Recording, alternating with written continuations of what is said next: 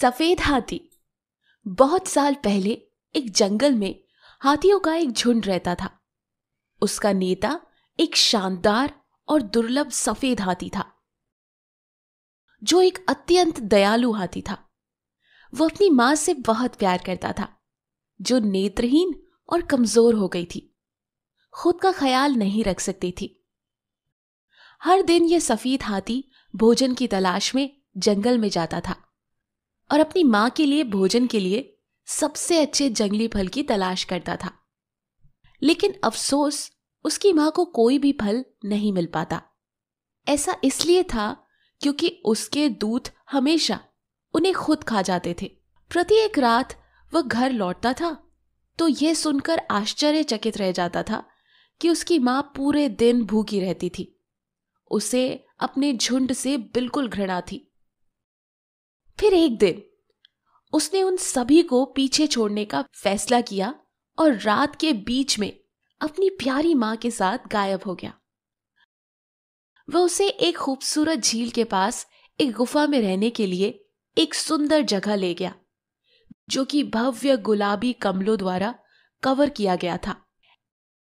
एक दिन अचानक उसी जगह पर सफेद हाथी को रोने की आवाज सुनाई दी। बनारस के एक वनपाल ने जंगल में अपना रास्ता खो दिया था और बिल्कुल भयभीत था। वो रिश्तेदारों से मिलने के लिए इलाके में आया था और उन्हें अपना रास्ता अब याद नहीं रह रहा था। इस बड़े सफेद हाथी को देखकर और भी ज्यादा घबरा गया और जितनी तेजी से भाग सकता था उतनी तेजी से भागा। हाथी ने उसका पीछा किया और उससे कहा कि वो डरे नहीं, क्योंकि वह उसकी मदद करना चाहता था। उसने वनपाल से पूछा कि वह इतना फूट फूट के क्यों रो रहा है।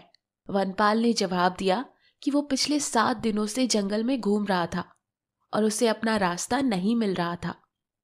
हाथी ने उसे यह कहकर कि वो चिंता ना करे, क्योंकि वो इस जंगल में हर एक इंच को जानता है और उसे सुरक्षित अपनी जगह पर छोड़ आएगा। फिर हाथी ने उसे अपनी पीठ पर उठाकर जंगल के किनारे ले गया, जहां से वनपाल अपने मार्ग पर वापस अपने घर लौट गया। शहर पहुंचने पर उन्होंने सुना कि राजा बहादुर सिंह का अपना हाथी मर चुका था और राजा को एक नए हाथी की तलाश थी। हाथी सबसे अद्भुत और अलग होना चाहिए। कोई भी व्यक्ति अगर ऐसे किसी हाथी को जानता है तो तुरंत आकर सूचना दे।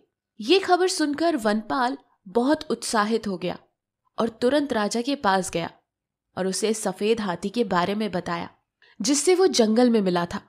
राजा हाथी की खूबसूरती के बारे में सुनकर लालची हो गया। उसने तुरंत ही अपने सैनिकों को ये आदेश दिया कि तुरंत से तुरंत वनपाल को साथ लेकर जाएं और हाथी हमारे राज्य में लाएं। कई दिनों तक यात्रा करने के बाद समूह झील तक पहुंचा, जहां वो हाथी निवास करता था। वो धीरे धीरे झील के किनारे पर पहुंच गए और झाड़ियों के पीछे छिप गए। सफेद हाथी अपनी मां के लिए भोजन कमल के अंकुर इकट्ठा कर रहा था और वो मनुष्य की उपस्थिति महसूस कर सकता था। जब उसने ऊपर देखा तो उसने वनपाल को देखा और महसूस किया कि वो ही है जो राजा के लोगों को उसके पास लेकर आया था। वह निष्ठा से बहुत परेशान था, लेकिन उसने फैसला किया कि अगर उसने संघर्ष किया तो बहुत से लोग मारे जाएंगे और वह सिर्फ किसी को चोट नहीं पहुंचाना चाहता था। इसलिए वो चुपचाप राजा के आदमियों के साथ चला गया। उस रात सफेद हाथी घर नहीं लौटा तो उसकी मां बहुत परेशान हुई।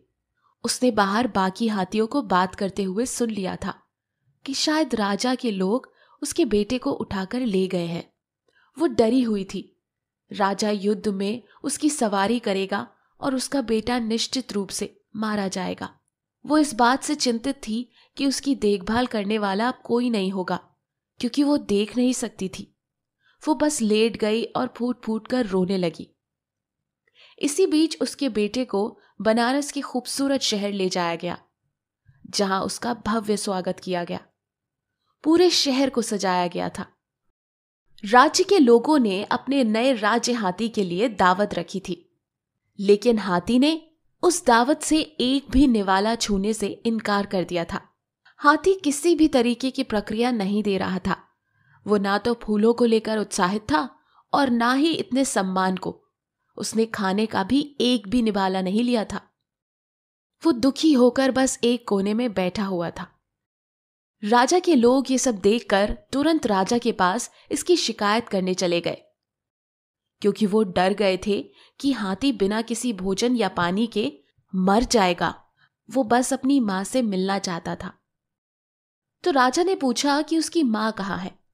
हाथी ने जवाब दिया कि वो जंगल के पर्वत पे है और वो अंधी है, जिसके कारण ना तो वो खुद खाना खा सकती है और ना अपना ख्याल रख सकती है।